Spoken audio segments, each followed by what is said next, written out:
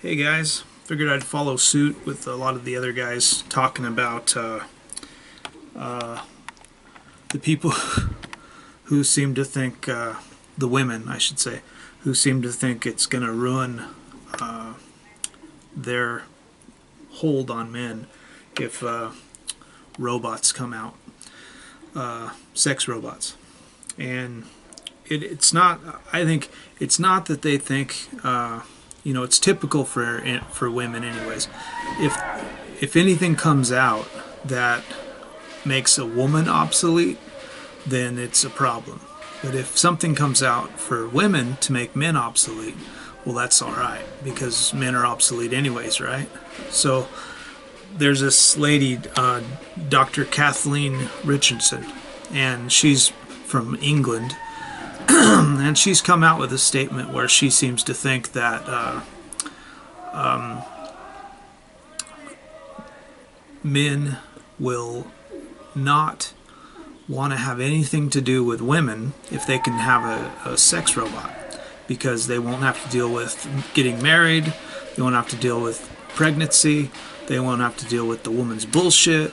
And she's right. And the thing is she thinks that she's actually going to be able to affect the production of these, that people will actually listen to her and stop producing them.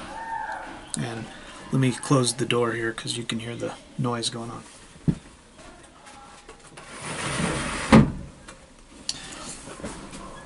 So yeah, but I'm also going to play something that Anna Kasparian had to say, because a lot of what she says is just feminist horseshit and rhetoric, and it's annoying to listen to her talk about any feminist issues because it's complete horseshit.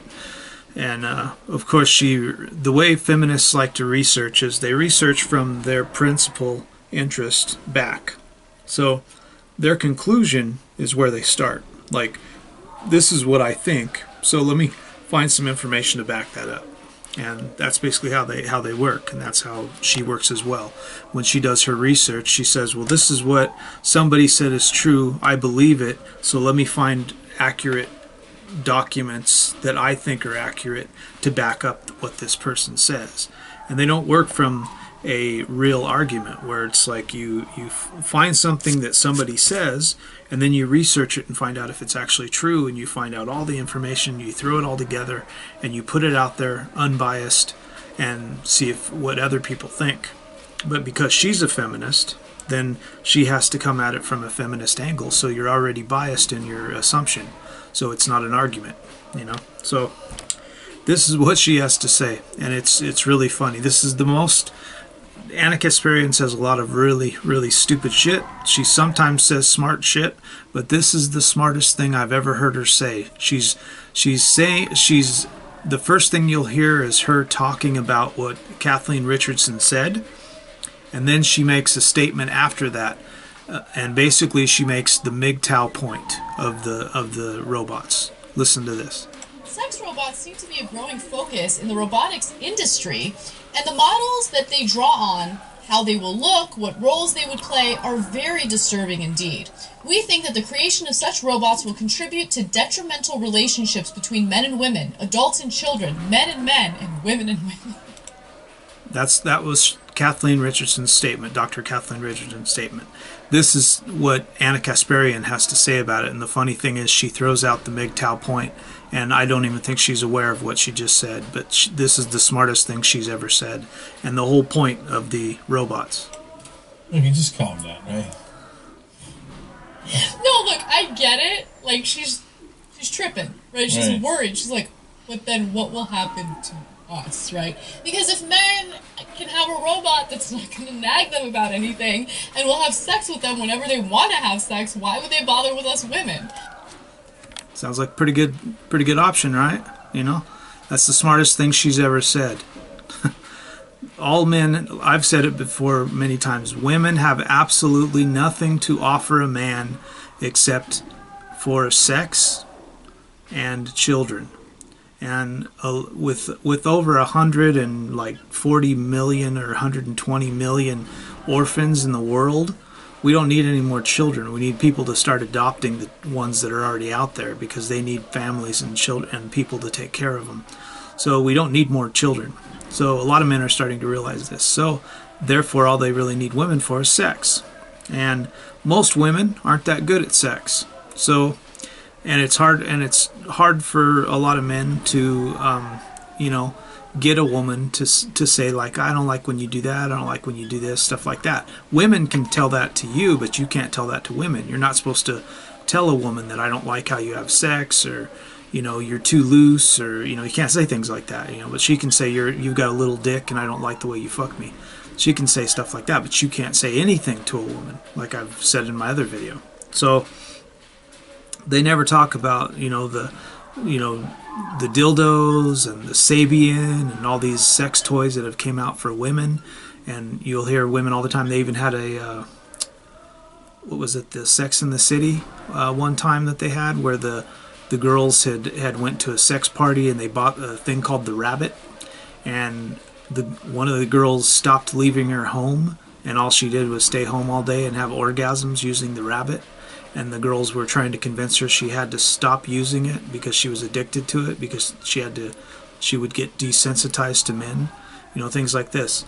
So it's all right for women to do, and they never once, even in that statement, focused on the fact that that was making it obsolete for men, you know. So they only care about losing their hold on men, about losing the slave trade, is what I would like to say.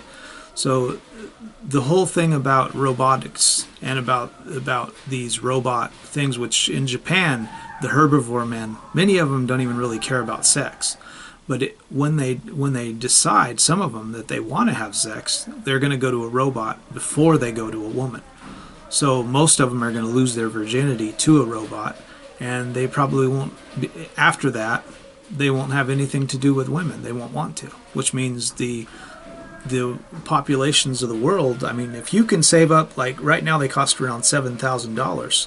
So if you can save up $7,000, and instead of buying a car, you can get a wife, you know, not really a wife, but some of these, they're talking about they may be able to like do dishes and laundry and, you know, vacuum the house or something, you know, basically act like a wife. And they have intelligence. They'll have it, like, you know, they'll be able to learn. So, you know, hopefully they won't become like a real woman and learn how to be like a bitchy woman, you know. If you have this robotic woman and cleaning up your house, and then some bitchy woman comes over and starts yapping at her, she'll learn what this woman is saying, and maybe they'll have a program for that where you can delete it. Where anytime she talks to a woman and a woman gives her some shit like that, you can delete the entire conversation that she had and take it out of their memory bank, you know, something like that, so that you won't have to worry about your robotic woman becoming a real woman because of real women's influence, you know. So hopefully that'll happen. But yeah, I just thought, you know, a lot of people are doing videos on this, so I thought I'd come on and talk to it as well, because it's just it's hilarious how everything that feminists talk about, and this woman's a doctor. This is what's funny. This is what I'm always talking about: smart, stupid people. And you know, it's like how you'll hear a scientist, you know, a physics scientist or something. You'll be sitting in their class and they'll be talking about physics and, you know, molecular thermodynamics or something, and then they go into some spiel about aliens or you know, Jesus, or, you know, the Quran or something like that. And as soon as they say something like that, which I'm thinking about doing a funny video on it, everything I hear after that is just, you know, like it's just you know, Charlie Brown's teacher, basically, after that, because you just can't believe they're so stupid, you know, because like I say, whatever you believe is your core principle. You know, that's where you're starting from. That's your starting point. So if you're starting from a point of idiocy, wherever you go from there has that beginning of idiocy. And I don't care what you have to say. You could be the smartest person on the planet, but if you have a core principle of idiocy, you're an idiot. You know? And that's the thing. You know, it's like these women, Dr. Karen Richardson is such a smart woman because she's got a PhD. She's a doctor. But she's an idiot because she's a feminist. And here she is with a doctorate talking about robotics, talking about robotic sex toys. Why would you waste your time with something like that? Why? You're supposed to be a smart person. And then to argue in the way that she's arguing with them. And I'll put all these things in the description below so you can watch what's been said about it. I'll link Karen Richardson's ad in the BBC as well. The little things she put out and stuff. So it's all funny. It's all hilarious stuff. And you know, it's just funny to see how women approach these things, because they have absolutely no legs to stand on when it comes to this stuff. So that's my video for today. Thanks for watching. If you guys like, share, like, and subscribe. Comment down below if you got any suggestions for videos. Leave those below. Have a nice day.